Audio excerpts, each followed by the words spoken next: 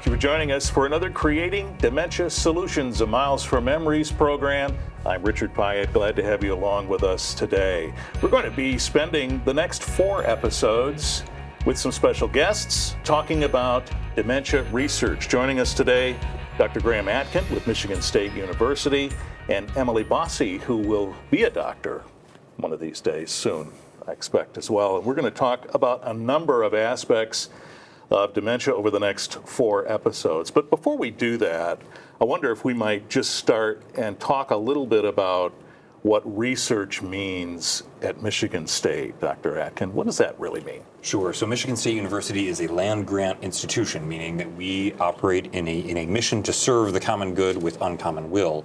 And there are a number of labs at Michigan State University that are studying Alzheimer's disease and other forms of neurodegeneration, looking at the proteins and molecules that are thought to be involved in this disease and trying to find novel insights and potentially novel solutions to this disease. We are also proud to be part of the Michigan Dementia Coalition, which is a large organization of numerous universities, hospital systems, community partners, all coming together to share resources and insight and to try to find improvements not only for the lives of those currently experiencing Alzheimer's, but also looking forward to a brighter future where this disease is not so insurmountable. And then we are also constantly working at trying to figure out new and better ways to prepare students like Emily to serve these patient populations. And so there's a lot of forward thinking going on at Michigan State University. So when you partner with organizations like Miles for Memories, what does that bring to the table? I often feel selfish that we get more out of it than Miles for Memories gets out of us, but one of the things that it allows us to do is to help keep the most current information here in Calhoun County to make sure folks know what's going on, what's coming out of the pipeline as soon as it gets here, to provide some counsel on maybe where to invest hope in one development versus another, and in return, we are able to help educate our students with some of the best teachers in the world, who are the folks here in Calhoun County who are going to tell you what it's like to live with these diseases and what their experiences are, which I think is such an essential part of preparing physicians for the future. Oftentimes, and Emily can attest, often our students are taught by physicians and scientists, and that's great, but then you're only going to know what the physicians and scientists know. And what you need to know also is what the lived experience of these diseases are for people of all backgrounds. So we are really proud to bring our students here to Calhoun County and have them learn from folks. Yeah, Emily, welcome. And talk a little bit about what motivates you in this particular expertise. Yeah, so I'm going into my 3rd year of medical school. I've always had a passion for neurology. Growing up, I always found the brain to be like the most interesting organ to me. Not only, we know so much about the brain, but there is still so much to know, and that was one thing that I always found a passion is there's so much room for research. And so during my neurology class, Dr. Atkin was part of our professors, and he gave me the opportunity to come and present and create a presentation for Miles for Memories, and I did that 2 years in a row, and I was able to come and listen to these patients and these people in the community that are living with this. And someone told me that the best teacher we're ever going to have is our own patients, and I think this is 100% true. And so I'm very honored to continue to learn from these people around us and excited to, learn some new things myself. Well, appreciate that perspective from both of you on all of that. In this particular segment, we're going to talk a little bit about things that look like dementia but really aren't. Yeah. This is really interesting, Dr. Atkin. What does this really mean? We've been conditioned to look for things that might make us think that's what's happening, but it might not be. Yes, and it's important to note that many of these things I'm going to talk about are treatable, which is great, that there are relatively easy fixes for these things, so it's important that folks are aware of these things, and if their doctor isn't screening them for these things ahead of time, that should be a point of concern for them. So we can talk about a couple of these things. I think it might be helpful to start by just saying, when we say dementia, what do we mean? And so dementia is a reduction in cognitive function that is persistent or progressive, meaning it's there for a long time and it might get worse. And that reduction in cognitive function can include things like memory, thinking like puzzle solving, executive thinking, and personality. So any of those things can be a form of dementia.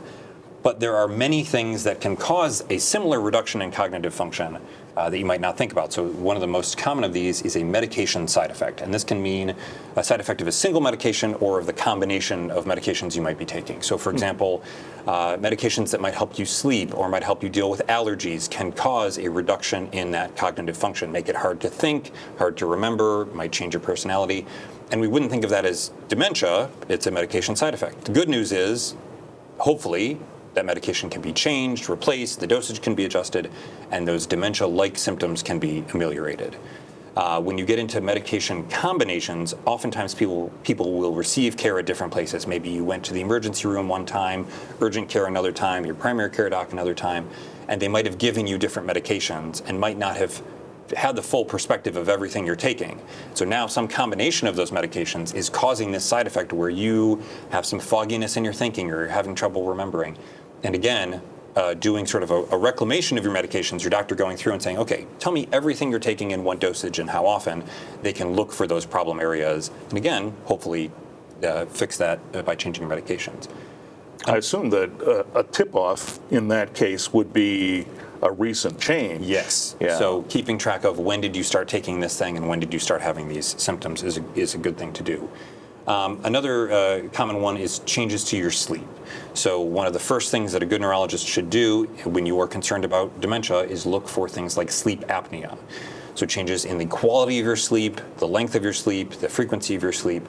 As we all know, you don't get enough sleep in the morning, you're kind of groggy. Magnify that over a long period of time, and you're seeing dementia-like symptoms that are resulting from sleep and not from what we would think of as formal dementia. Again, the good thing is you get a CPAP machine within a week or two, that should be ameliorated. Maybe it's a sleep hygiene issue that where you're sleeping isn't conducive to sleeping. All of these things can be worked on and can help restore that cognitive function. Another common one would be a nutritional issue. So for example, if you are deficient in vitamin B12 or you are deficient in sodium, your brain needs certain nutrients to function correctly. It needs a proper electrolyte balance. And losing either B12 or sodium can create these dementia-like presentations. I am one of the faculty advisors for a program at MSU that provides medical care to people experiencing homelessness, and we had a patient who had what's called hyponatremia, so his sodium levels were too low. And he fit the textbook definition of this looks like Alzheimer's, but we looked at what sort of nutrients is he getting, how much fluid is he intaking, and the better explanation was this is a hyponatremia situation, which could be fixed by getting him proper electrolytes, and then he's back to normal cognitive function. There are other things like environmental exposures to pesticides or industrial solvents, certain forms of cancer, certainly cerebrovascular issues can cause dementia-like symptoms. And then there's one more that I think should be talked about, which is a thing called pseudodementia. So pseudodementia looks like dementia, feels like dementia, but it is the result of neuropsychiatric issues. So severe depression, anxiety, things like that can cause a person to have trouble organizing their thoughts, their personality can change, their memory can change. And again, there are treatments that can be explored for a person who's experiencing those psychiatric issues, but not if they aren't caught. And so if immediately you think, oh, this is dementia and I've got Alzheimer's, one, that can add to your anxiety and reinforce the problematic situation. Sure. But also, there is help available for those things. Boy, these are a lot of check steps that Yes. you have to take when someone's first visiting with you or a doctor to be evaluated for this. Yes. I also think some of the things you talked about, anxiety and things of that nature, boy, trying to uncover those and then address the root causes of that. How do you get through that? Yeah, there's so much stigma still around seeking mental health care. And I think that's part of it is sharing with people how you are feeling and having a good relationship with a physician like, how Emily's going to be, somebody that you trust, somebody that you feel comfortable sharing these things with, so that they can start to put together a pattern and think, okay, we're seeing this symptom, what might be the cause? We always teach our students about sort of root cause analysis, getting to why is this symptom presenting, what might be going on. And if your doctor isn't doing that, then maybe it's time to look for a different doctor. Mm-hmm. Wow. And so you get through all of these check steps, and then there's probably more evaluation that has to take place. There are. So one of the things that needs to be screened for is a thing called delirium, which is different from dementia. So delirium is a more acute onset, meaning it comes on more suddenly. And it's a big change in, again, cognitive function, personality, memory, that sort of thing. But delirium can result from things like dehydration, or if you have an active infection, like a respiratory infection or a urinary tract infection. And delirium can involve, again, the changes in your personality. You'll often hear people telling these very sort of fantastical stories, these confabulations they're called.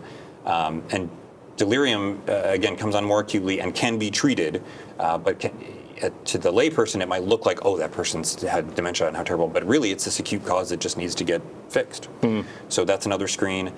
Then for the purposes of, there is no test that can be given that says you conclusively have a thing like Alzheimer's disease. So there are multiple tests that will be done to try to build a case, multiple lines of evidence. One of those are brain scans to look at the amount of in your brain, if there are buildup of the proteins that we associate with Alzheimer's disease. So you've heard about amyloid beta and tau. Looking for those things, looking for other causes, doing a brain scan, saying, is there brain swelling, is there brain bleeding, all of these things that can present a dementia-like presentation. There's a lot of checking that has to be done before you say this is a probable case of Alzheimer's disease. So if there's a bottom line in this discussion, it is potentially make sure you have a medical professional who's covering all these bases. Absolutely, and don't jump to the conclusion that you have dementia, because that can cause all of this anxiety and fear and stress that might not be appropriate, because actually it's just that you're B12 deficient or you need to get better sleep.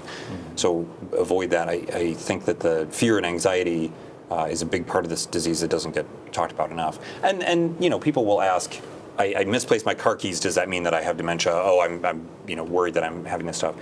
And so I'll mention that even at the earliest stages when you're beginning to notice, hey, I'm misplacing my car keys a lot, the simplest explanation is that attention is needed to make memories. And nowadays everybody's so busy, you've got a million things going on, your phone is going off, the doorbell's ringing, the dog's barking, etc.